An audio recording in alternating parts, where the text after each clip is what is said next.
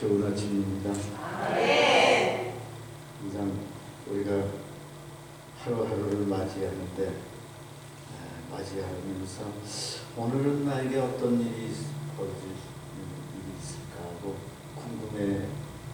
궁금해하면서 우리가 하루를 맞이하죠. 그러면서 나의 계획이 있습니다. 오늘 내가 이런 일을 해야 되는데 그게 잘 돼야 될 텐데, 그렇게 우리는 이제 생각을 하면서 그 일을 추진해 나가죠. 그런데 하다가 보면 그게 내 뜻대로 안 돼. 참 그런 거 보면요, 내 마음대로 되는 게 없어. 그렇죠? 하나님께서 인도하시는 이렇게 가는 줄로 믿습니다. 예, 우리 하나님의 말씀을 보겠습니다. 마가복음 6장.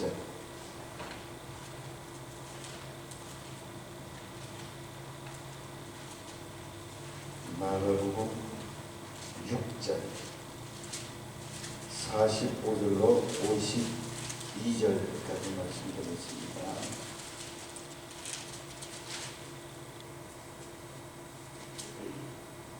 마가복음 6장 45절로 52절 제가 봉독해 올리겠습니다. 예수께서 즉시 제자들을 재촉하사 자기가 무리를 보내는 동안에 배 타고 앞서 건너편 벳세다로 가게 하시고 무리를 작별하신 후에 기도하러 산으로 가시니라. 저물매 배는 바다 가운데 있고 예수께서는 홀로 무태 계시다가 바람이 거스름으로 제자들이 힘겹게 노젓는 것을 보시고 밤 사경쯤에 바다 위로 걸어서 그들에게 오사 지나가려고 하시매 제자들이 그가 바다 위로 걸어오심을 보고 유령인가 하여 소리 지르니 그들이 다 예수를 보고 놀라니라. 이에 예수께서 곧 그들에게 말씀하여 이르시되 안심하라, 내니 두려워하지 말라 하시고 배에 올라 그들에게 가시니 바람이 그치는지라 제자들이 마음에 심히 놀라니. 함께요. 이는 그들이 그 뜻의 일을 깨닫지 못하고 도리어 그 마음이 두려워졌으므로라. 아멘. 사랑의 주님, 감사합니다. 저희들이 또 설날을 맞이할 수 있도록 도와주신 것 감사합니다. 오늘 하루의 일과 가운데 성령께서 함께 하시고 인도하시는 그런 모습 속에서 승리의 삶을 살아가기를 원합니다. 오늘 아침 허락하신 귀한 말씀을 통해 은혜 받기를 또한 원합니다. 도와주시옵소서. 감사드리며 예수님 이름으로 기도하옵나이다. 아멘. 할렐루야. 참 제가 이틀 밤을 잤네요. 피츠버그에 와서 제가 피츠버그에 전에도 한번 왔었습니다. 근데 우리 목사님이 기억을 못해. 그래서 사모님이 해주신 밥을 저희 집사람하고 사택에서 밥을 먹고 그리고 교회 안에 둘러보고 그리고 그냥 갔어요. 그랬더니 그걸 기억을 못해. 젊은 사람이 말이야.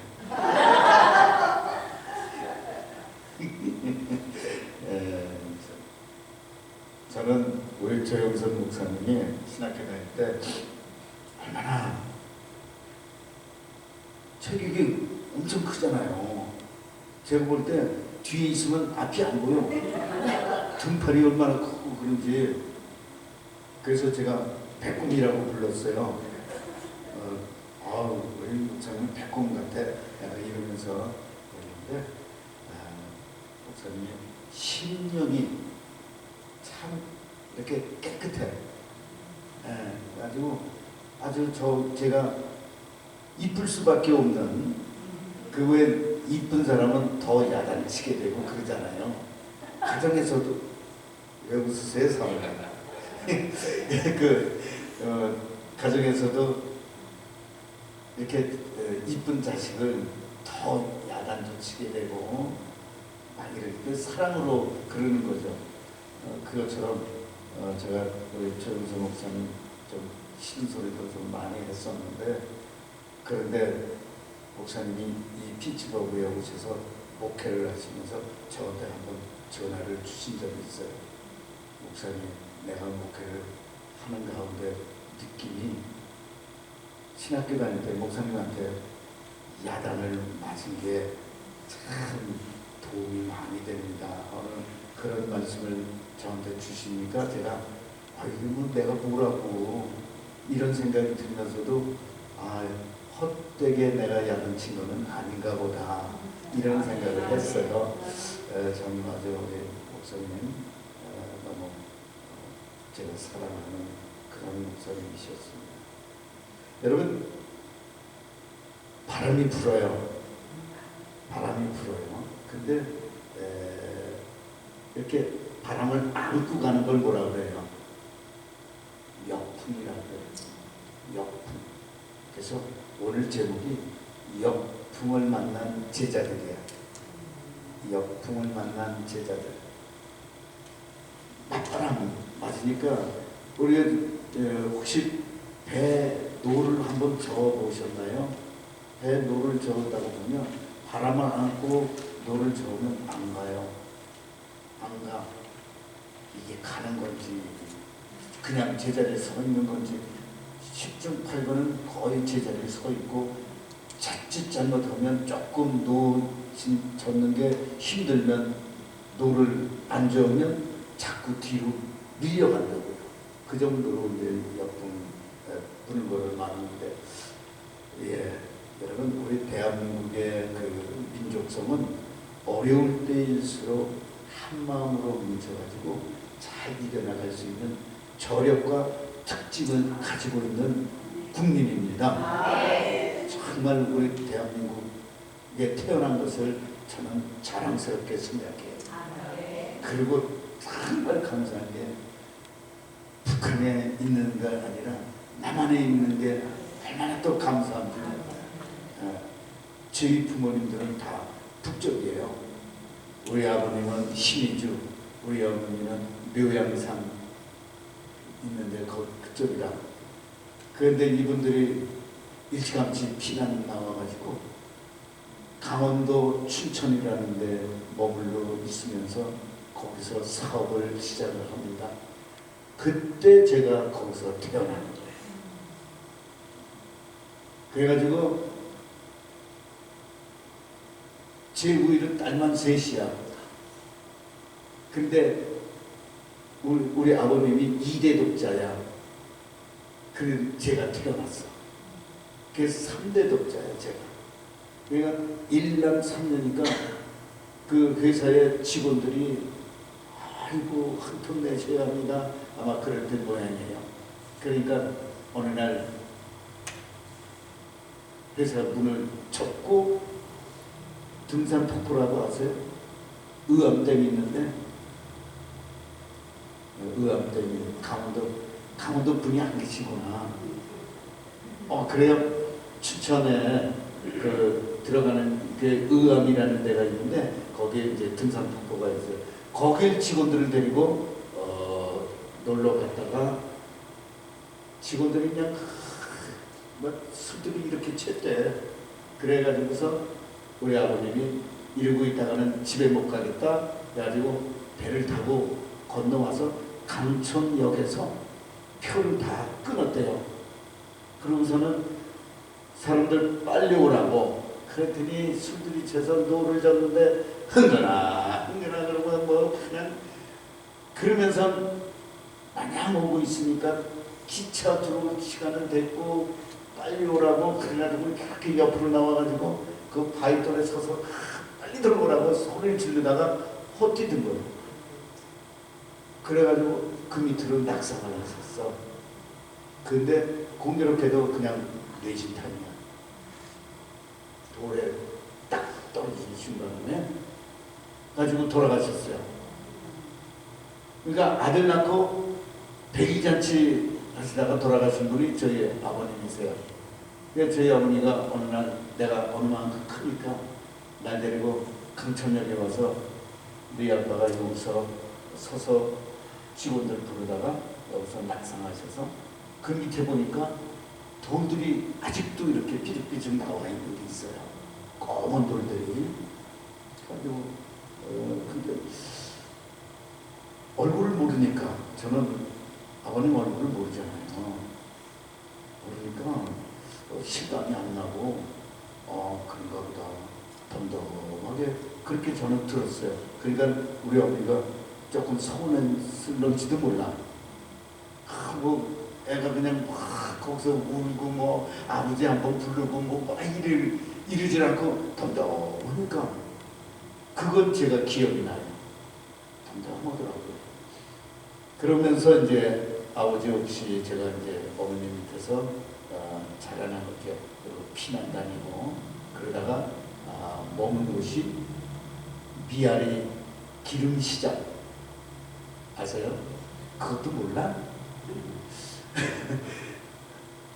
사모님이 잘하신 기름시장 그 행길 건너 서라벌 고등학교 쪽에 그쪽 그 동네에서 제가 살았어요. 참 지금도 생각나는데 기와집 골목은 기와집 골목들이죠. 그런데 그냥 집들이 다 허른 그런 집들인데 거기서 제가 이제 국민학교를 입학을 하는데 수인국민학교라는 데 입학하다가 우리 어머니가 이러고 있다가는 굶어 죽겠다 그러셨는지 의정부로 이사를 가셨어요. 아주 제가 국민학교 4학년 때 의정부의 시골에 산속으로 들어가서 거기서 걸어서 국민학교를 의정부 국민학교를 다녔어요. 그러다가 4.19가 났잖아요. 4.19 그때 우리 어머니가 학교에 처음으로 찾아오셔서 외아들 잘못될까봐 나를 찾아왔어. 그래가지고 창피해서 책상 밑으로 쑥 얼굴을 뒤밀었어요. 왜 그때는 그랬는지 몰라. 그래가지고 이러고 보니까 유리창에 우리 어머니 같은 분이 쑥 지나가는데 이러고 보니까 우리 어머니 아이고 그래가지고 얼른 밑으로 숨었는데 우리 선생님이 김웅철 나와 그러더니 엄마 따라서 집에 가라. 그래가지고 그 4.19 때 어머니 손잡고 논두렁으로 다녔어요. 행길도 다니지 못하는 거야. 막 대모대들이 그냥 막 진격해오고 막 저는 그때 막 머리 띠들고 막 그러고 그런 걸 처음 봤어요. 그래서 야 대모대는 이런 거로구나 그랬던 기억이 납니다. 참 우리가 인생 삶을 살아가면서 평안한 날이 없는 것 같아요. 여러분들 평안한 날 많이 있어요? 별로 없는 것 같아요. 그냥 하루 자고 일어나면 또 뭔 일이 생기고 지내다가 보면 대낮에 뭔 일이 또 생겨서 그게 또 걱정거리로 와닿고 아주 너무 힘든 것 같아요. 그러나 우리 대한민국은 그런 어려움을 겪으면서도 힘을 합치는 그런 민족성을 갖고 있죠. 무엇보다도 우리가 믿음으로 살아가는 우리 그리스도인들이 한마음으로 더욱 기도하면서 나가야 할 줄로 믿습니다. 사실 생각해보면 우리의 삶에는 어려움이 없을 때가 없죠. 늘 어려움과 시련이 우리 삶을 따라오는 것은 어떻게 보면 또 정상이라고 우리는 생각할 수밖에 없어요. 심지어 예수님이 기뻐하시는 선한 일을 할 때에도 어려움이 따르고 시련이 따라왔음을 우리는 성경을 통해서 너무 잘 알고 있잖아요. 오늘 말씀은요, 오병이어로 5,000명을 먹이신 예수님의 이적 사건이 있은 후 바로 등장하는 그러한 말씀입니다. 바로 앞에는 이제 오병이어 그 이적을 일으킨 그런 내용이죠. 5천 명을 먹이신 그 일 후에 더욱 수많은 무리들이 예수님과 제자들을 존경하고 의지하고 사랑하는 마음으로 가까이 하고 싶었을 거예요. 그런데 이때 예수님은 제자들을 재촉해서 배를 타고 건너편 베세다로 그렇게 가라고 말씀을 하십니다. 여기서 재촉했다는 것은요, 좀 억지로 가게 했다, 그런 의미가 담겨져 있죠. 그래서 제자들은 가고 싶지 않은 마음이 컸을 것 같아요. 제가 생각할 때. 왜냐하면 예수님의 5천 명을 오병이어 그 이적 사건을 봤으니까 모든 게 다 궁금한 거예요. 어떻게 그 적은 양식을 가지고 5천 명을 먹이셨을까? 그것도 또 다 먹이신 후에 12광주리를 또 남기잖아요. 그런 이적이 얼마나 궁금했겠어요. 그러니까 뭐 예수님하고 헤어지고 싶겠어요? 그냥 그 자리에 남아있고 싶었을 거예요. 5천 명의 무리들과 좀 더 시간을 보내고 싶었을지도 모르죠. 그런데 예수님은 건너편 베세다로 제자들을 재촉해서 보내요. 예수님은 항상 앞장서서 가시는 분이죠. 앞서 본을 보여주시는 분이었는데 지금은 제자들을 앞서 먼저 보내고 계시는 거예요. 베세다로. 왜 예수님은 제자들을 재촉해서 건너편으로 보내셨을까 궁금해요. 예수님 없이도 앞장서서 본이 되고 헌신하는 제자들의 모습, 자발적으로 새로운 사역지를 향해 나아가는 제자들의 모습을 기대하기 때문이었다, 그렇게 생각이 듭니다. 이제 예수님은 따로 혼자서 산에 오르시죠. 기도하기 위해서. 예수님 없이 건너편으로 앞장서서 나아가는 제자들을 위해 기도하셨던 거예요. 5천 명의 무리를 불쌍히 여기신 예수님은 배를 타고 새로운 사역지를 향해서 제자들에 대해 불쌍히 여기는 마음을 가지셨어요. 그래서 기도하지 않을 수가 없었던 거예요. 우리가 자식들을 어디 외딴 지역에 보내면 그 자식을 위해서 기도할 수밖에 없잖아요. 타 지역에 가서 저놈이 어떤 고생을 할까, 어떤 사람을 만날까, 혹 잘못되지 않을까, 그런 것 때문에 우리는 기도하지 않을 수가 없는 거예요. 이거는 자동적으로 기도하게 되어 있는 거죠. 자, 그런 가운데 날이 저물었어요. 제자들이 타고 가던 배는 바다 한가운데 놓여 있었습니다. 예수님과 멀리 떨어진 채 어두운 밤바다를 노저가던 제자들에게 예상하지 못했던 문제가 발생이 돼요. 갑자기 바람이 불어오기 시작한 거죠. 그것도 거슬러 불어오는 역풍을 만났습니다. 맞바람을 받으면서 아무리 노를 저어도 앞으로 나갈 수가 없었어요. 그리고 집채만한 파도가 밀려왔습니다. 제자들은 있는 힘을 다해 노를 저으며 이 역경을 헤쳐나가려고 힘쓰고 애쓰고 있는 가운데 있습니다. 48절 말씀에 보니까 힘겹게라는 이 말이 있는데, 이 힘겹게라는 것은 몸부림을 치다라는 뜻이 담겨져 있는 거예요. 얼마나 몸부림을 쳤겠어요. 그렇죠? 어마어마하게 몸부림을 쳤죠. 칠흑같이 어두운 밤바다에서 역풍을 만나서 그 위기를 벗어나려고 몸부림치는 제자들의 모습이죠. 얼마나 힘들고 무서웠을까 우리는 생각할 수밖에 없어요. 이 말씀을 오늘날 우리에게 적용해 보면 어두운 밤바다의 역풍을 만나 힘겹게 노를 젓는 사람은 누굽니까? 당연히 예수님의 제자들이죠. 그러니까 배 안에 있는 사람들은 당연히 예수님을 믿는 자들이고, 그 중에서도 열심히 믿는 사람을 가리킨다고 우리는 생각하게 되는 거예요. 그러니까 밤바다에서 역풍을 만나 힘겹게 바람과 싸우고 있는 제자들은 이미 예수님의 파송을 받은 자들이에요. 예수님이 이들에게 권세를 주시며 세상에 파송했고, 이들은 파송을 받아서 병든 자를 고치고 천국 복음을 전파했던 거예요. 그리고 지금 이들은 예수님의 말씀에 순종해서 그 열정과 기대감을 가지고 새로운 전도지를 향해서 나아가는 중입니다. 그게 베세다를 향해서 나가고 있는 중이에요. 그러던 중에 바다 한가운데서 역풍을 만난 거죠. 이 모습이 바로 예수 믿기로 작정한 우리들 아니겠습니까? 그렇죠? 예수 믿기로 딱 마음을 굳게 먹고 이제 교회 갈 주일날만 기다리는데 희한해. 그러니까 이 마귀의 짓거리는요 가만 내버려 두지를 않아. 왜 느닷없이 3년 연락도 없는 친구가 그것도 찾아. 옛날에 그랬어요. 전화가 없을 때 찾아와서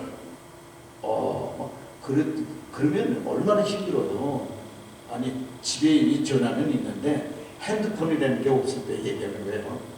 그냥 집을 찾아와. 그러면 당신 오늘 혼자서 가라. 나는 친구하고 어디서 가야 되겠다. 이런 식으로 해서 자꾸 교회를 피하는 수밖에 없는 그런 과정들이 여러분들에게도 있었고 저에게도 있는 거예요. 있어요. 그래도 그거를 이겨나간 사람들이 오늘 승리자가 돼서 이 새벽에 지금 한참 주무셔야 되는데 여기 이 자리에 나온 거예요. 말씀을 듣기 위해서, 말씀을 전하기 위해서 이렇게 우리는 오늘 이런 시간을 가지고 있는 겁니다.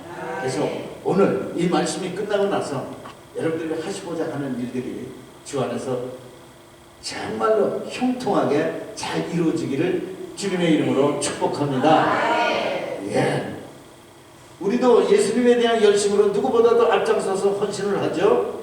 예수님의 말씀이라면 먼저 순종해서 이렇게 앞장서 나갑니다. 그러다가 어느 날 열심히 감당하던 일 가운데 역풍을 만나게 되죠. 역풍은 당한다는 그런 의미가 담겨져 있습니다. 이 역풍을 당해서 다른 사람의 반대에 부딪히게 되고 다른 사람의 시기를 받게 되고 비난을 받게 될 수 있습니다. 이러한 문제를 어떻게 이겨나갈 수 있겠느냐 하는 거예요. 오늘 본문이 그 방법을 알려주고 있는 거예요. 첫 번째 보면 예수님이 다 보고 계시다는 것을, 이것을 믿어야 하는 겁니다. 나에게 지금 다가온 이런 어려운 힘든 문제들을 예수님이 지금 다 보고 계시기 때문에 예수님이 해결하실 것이다. 내가 힘쓰고 애쓰지만 해결 못해. 해결 못해. 근데 어느 날 순간에 보면 뒤돌아보니까 해결이 됐어. 그 뭐야? 예수님이 보고 계셔서 다 해결을 해주. 이걸 우리가 이제 믿는 사람들이니까 믿어야 한다. 믿을 때에 역사가 일어나잖아요. 네. 믿음의 길을 가다가 겪는 시련과 아픔을 예수님께서는 다 보고 계시다 하는 것입니다. 48절에 보시면 보시고라고 하셨는데 이것은 예측하셨다라는 뜻도 가지고 있어요. 다시 말하면 열심히 사명을 감당하다가 시련을 겪게 될 것을 예수님은 예측하고 계셨다는 거죠. 우리의 삶도 예수님은 다 보고 계시면서 그때그때마다 이루게 하시고요, 피하게도 하시고, 고통스러움을 겪고 있을 때 하나님 때에 그것 또한 해결해 주시는 것입니다. 하나하나 세미한 것까지 다 보고 계시다는 것을 우리는 믿어야 하는 거죠.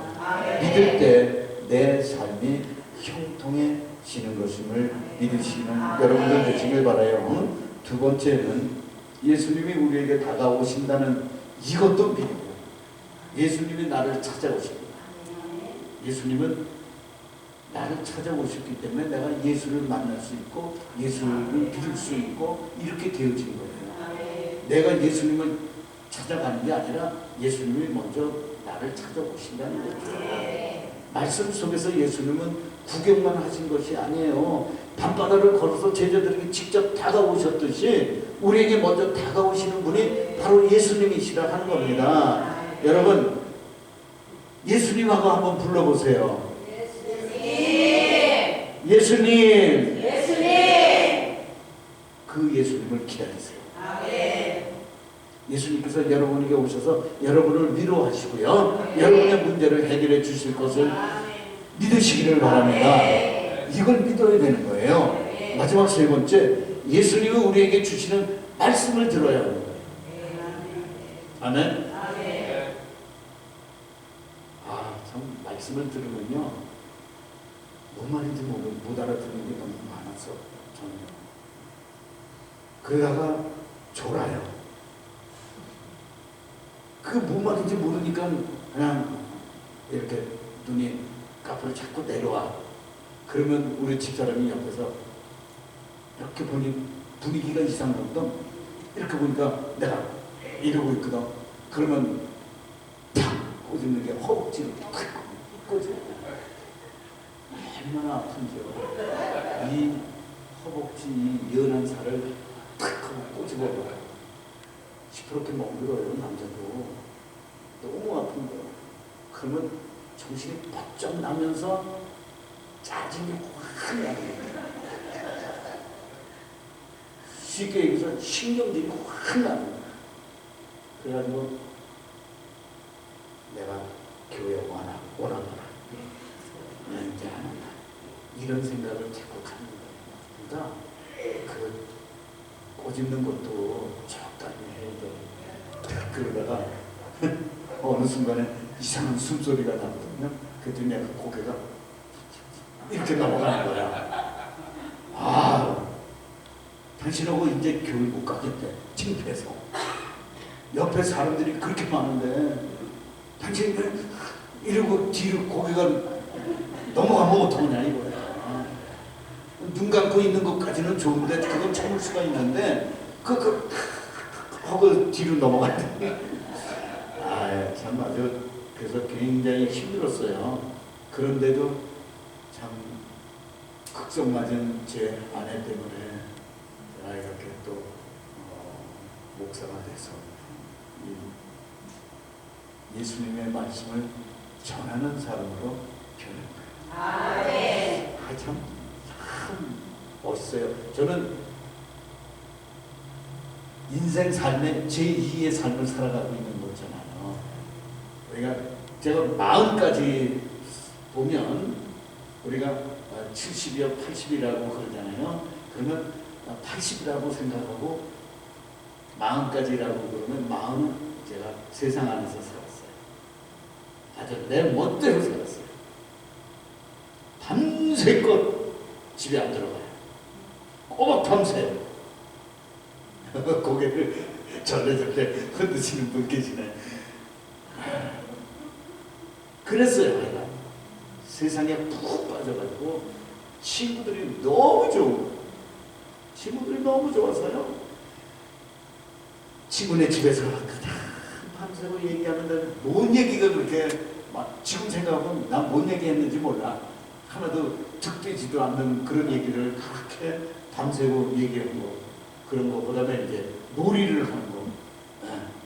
놀이하느라고 밤새고 그러고서는 집에 가면 여보, 어저께 정말 내 주변에 누구 아무개 부모님이 돌아가셔가지고 거기 가서 장례식에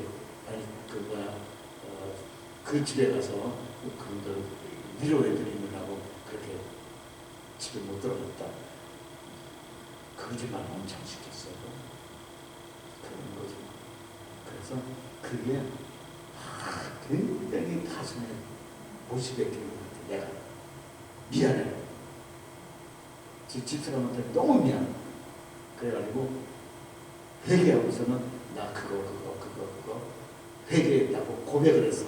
그랬더니 내가 그럴 줄 알았어. 그래.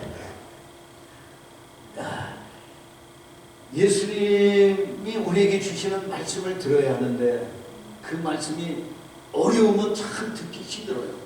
그래서 제가 말씀을 내 생각을 하고서 좀 쉽게 그렇게 풀어서 전달을 시키려고 무진장의 애를 썼어요. 그래가지고 사자성어를 한번 쓰고 싶었는데 사자성어를 쓰면은 못 알아들을 것 같은 거야. 그러니까 그걸 또 풀어서 그렇게 또 좀 그렇게 힘쓰고 애쓰면서 제 나름대로 설교를 해서 물어봐요. 그래서 제가 설교를 그동안 제 설교를 들었는데 쉬워요, 어려워요? 반은 쉽다 그러고 반은 어렵대. 그러면 어떡하라는 거예요 나보고. 그렇게 풀어서까지 설교를 하는데, 그거는 뭐냐면 나처럼 이렇게 자꾸 졸음이 오고 뒤로 넘어가는 사람이 아니었는가, 그런 생각을 해봐요. 나는 최선을 다해서 여러분들이 알아들을 수 있는 설교를 제가 하고 있습니다. 그렇게 얘기하고 끝냈어요. 자, 50절을 한번 보시죠. 예수님은 제자들에게 안심하라, 내니 두려워하지 말라고 말씀하세요. 용기를 내라, 두려워하지 말라, 새롭게 일어서라, 그렇게 말씀을 해주시는 거예요. 우리는 이러한 예수님의 말씀을 붙잡고 역풍을 이겨나갈 수가 있는 거예요. 아멘. 아멘.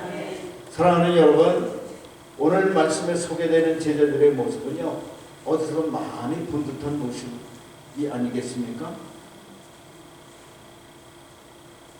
모습 안에 바로 나 자신의 모습, 나 자신의 모습이죠. 예수님이 산으로 올라가서 하나님을 바라보며 기도하고 계시는 지금 제자들 자신들의 그 힘으로 문제를 해결하려고 힘쓰고 있는 거예요. 또한 제자들이 밤바다에 힘겹게 노젓는 모습을 지켜보시던 예수님이 제자들을 향해서 바다 위를 걸어오셨지만 제자들은 예수님을 알아보지 못했잖아요. 제자들은 여전히 두려워할 뿐이란 말이죠. 우리가 어려운 문제를 만났을 때 해결하려고 누가 왔는데도 불구하고 그 사람의 얘기를 들으면서도 계속 불안한 거예요. 두려운 거예요. 우리는 그렇잖아요. 이 제자들도 마찬가지예요.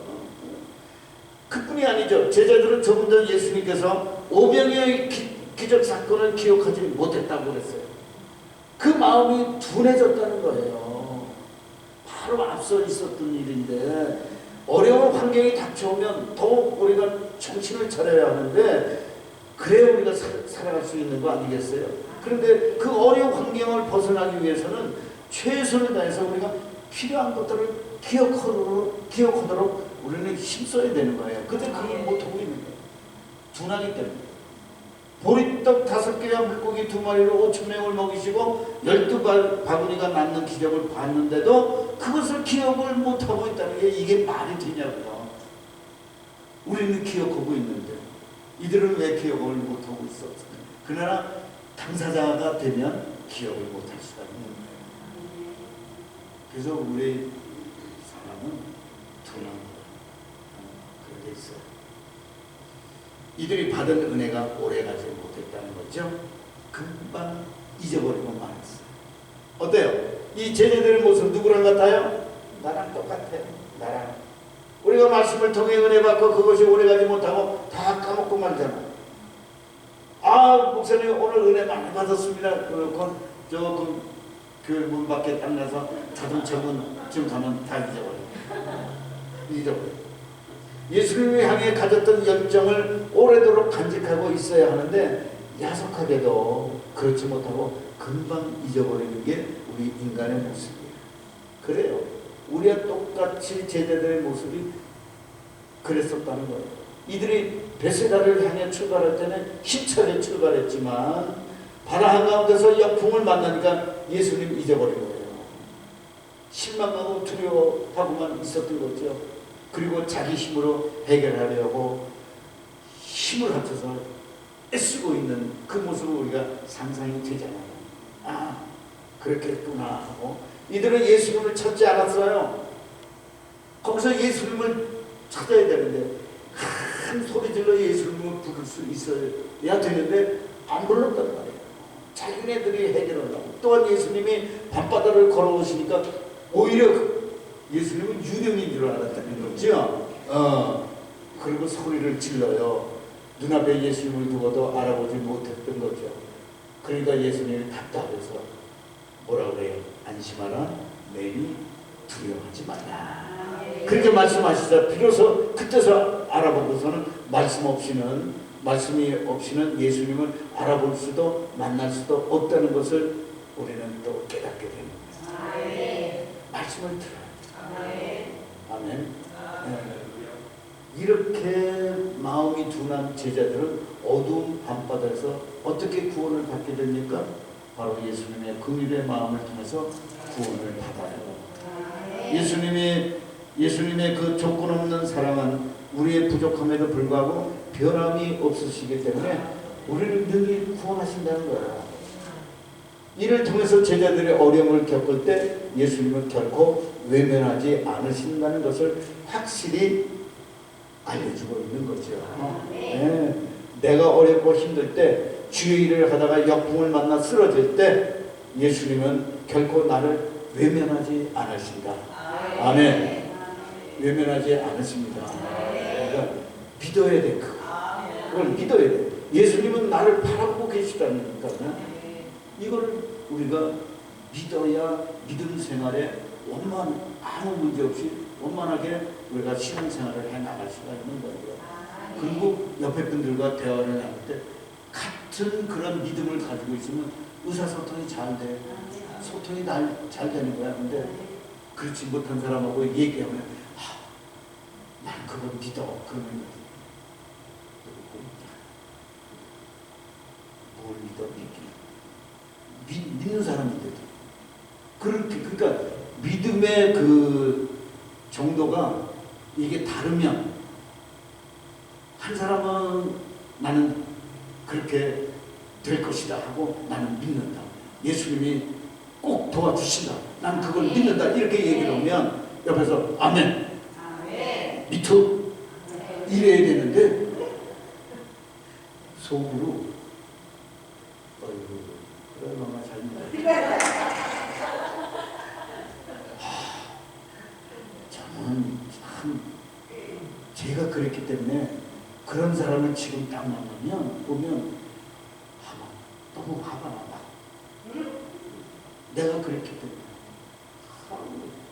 그래서 제 아내에게는 제가 제 집사람한테 당신은 믿어? 아니 내가 타이틀이 뭐냐? 목사인데 아니 그걸 나한테 묻는 거야 지금? 대답하기 싫으면 그렇게 얘기를 하죠. 그걸 확인하고 싶은 거야. 그래서 그렇게 물어요. 그러면 조금 힘이 들어요. 예수님이 내 인생의 배에 올라타셔야 모든 문제가 해결이 되는 거예요. 여기서 배는 나의 인생이기도 하고 우리의 교회이기도 한 것입니다. 그리고 세상으로부터 우리를 구원하는 방주의 모습을 상징하기도 하는 거죠. 어찌됐든 내 인생의 배에 예수님이 오르셔야 모든 문제가 해결된다는 거죠. 제자들이 아무리 몸부림쳐도 소용이 없었던 것처럼 말이죠. 예수님이 배에 타시는 순간 바람이 그쳤다고 그랬어요. 오늘 본문에 보면 파도는 멈췄다고 그랬어요. 언제 예수님이 바람을 멈추기 위해서 소리 질렀나요? 소리 안 질렀어요. 아니에요. 예수님이 배에 타시는 바로 그 순간이 바람이 그쳤다. 아멘. 1995년도 21살의 한 여대생이 미국이에요. 한 여대생이 헤더 파이트론이라는 그런 여대생인데 미스 아메리카에 당선이 됐어. 한번 찾아보세요. 1995년. 그런데 그녀는 청각 장애인이었어요. 1살 때 예방접종 부작용으로 인해서 청각을 잃어버렸대요. 미스 아메리카에 당선되려면 어때요? 외모뿐만 아니라 교양과 다양한 재능까지 다 겸해야 되잖아요. 모든 경쟁자를 물리치고 청각 장애인이 그 자리에 올랐다는 것은 놀라운 일이 아닐 수도 없어요. 그녀는 신실한 크리스찬이었어요. 참가자들의 특기를 발표할 때도 비아 돌로로사 아세요? 나는 말씀 준비하는 사람이었어. 솔직히 얘기해. 비아 돌로로사가 뭐야? 그랬더니 발레 하는 그런 어떤 음악인가 봐. 그 내용이 슬픔의 길, 고난의 길이라는 의미를 가지고 있는 거예요. 그래서 예수님께서 골고다를 향해 걸어가시는 모습이라고 볼 수가 있는 거죠. 기자가 이렇게 물었어요. 장애가 있다는 것이 삶의 의욕을 꺾지는 않았습니까? 그러자 그녀가 뭐라 그러냐? 최악의 장애는 세상을 부정적으로 보는 것입니다. 제가 21년 동안 어머니에게 가장 많이 들었던 말은 넌 할 수 있어. 넌 할 수 있어. 그 말이었단 거예요. 인생의 배에 예수님이 계시니 그동안의 역경과 어려움을 이겨낼 수 있었던 거예요. 오늘 제자들의 배에 찾아오신 예수님, 그리고 그 배에 오르신 예수님은 뭘 말씀해 주고 있습니까? 열정을 가지고 새로운 사역지로 나아가는 제자들을 격려하신 거예요. 여러분, 우리 피츠버그 한인교회가 선교 활동을 아주 열심히 하고 있는 교회로 제가 알고 있습니다. 우리 목사님 선교를 얼마나 열심히 하시는지 몰라요. 그래서 제가 선교 부장으로 발탁을 했어요. 우리 교단이. 그래가지고 제가 그만두니까 본인도 그러면 이제 나도 이제 그만해야 되겠구나 생각했는데 제 부인 총회장님이 선교부장은 안 바꾼다. 저한테 그랬어요. 왜 그럴까? 너무 잘하고 계시다는 거예요. 아주 열심히 잘했어요. 총회 기간에 그 선교사님들이 다 오셨는데 그 선교사님들을 위한 선교사의 밤이라는 것을 만들었어요. 그래가지고 그 아주 고귀한 시간을 가졌는데요. 아주 참 좋더라고요. 우리가. 우리 조영준 목사님이 선교부장으로서 또 내년까지죠. 내년이요, 후년 4월까지는 열심히 하실 거예요. 선교 얘기가 나와서 말씀을 드리는데요. 이것도 제가 어마어마하게 하나님한테 회개했습니다. 교회 시작을 해서 제 교회가 잘 되고 있어요. 우리 지역에서 100명이 넘어가냐? 한국의 교회를 얘기하자면 1000명이 넘는 거야. 100명이 넘으니까요, 주일날만 되면 난 내 방에서 나오기가 싫을 정도야. 맨날 복잡해. 도대체 시장 같아. 나쁘게 표현하면. 애들은 애들대로 그냥 쫄랑쫄랑한 것들이 얼마나 뛰어다니는지 넘어질까봐 무서운 거야. 나는 저거 넘어져서 다치면 어떡하나. 또 부모님들이 쏘면 어떡하나. 우리 제가 목회하고 있는 지역에는 이제 이렇게 미국 분들하고 사시는 분들이 대만이죠. 큰 부대가 있으니까 포프렉이라고 아실 거예요. 그런 미국분들은 우리 안수 집사님이 저한테 그래요. 미국분들은 그렇다고 쏘니까 그거 조심하라고.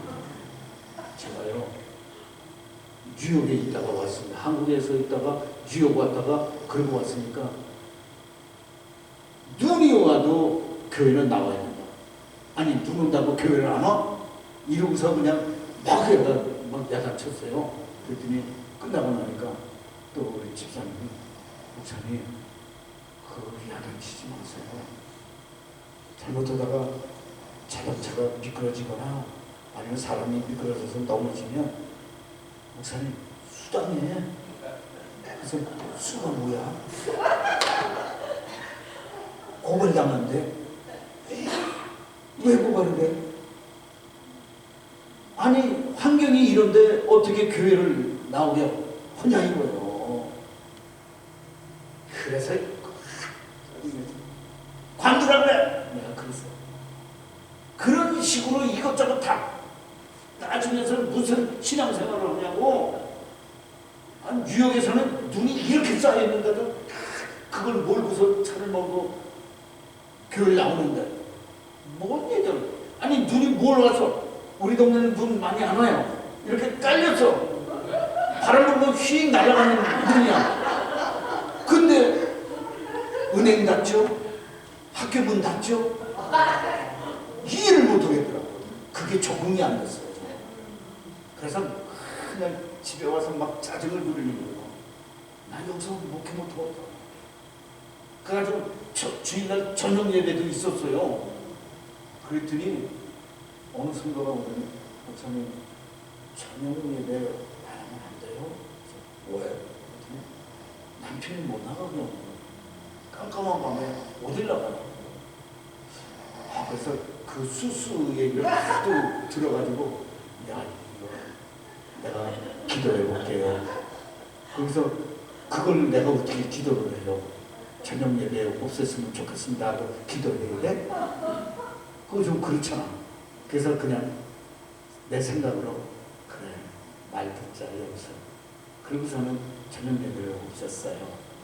그랬더니 나는 걸려. 마음에 심적이 자꾸 걸려. 그래 주일 예배만 제대로 잘 드리자.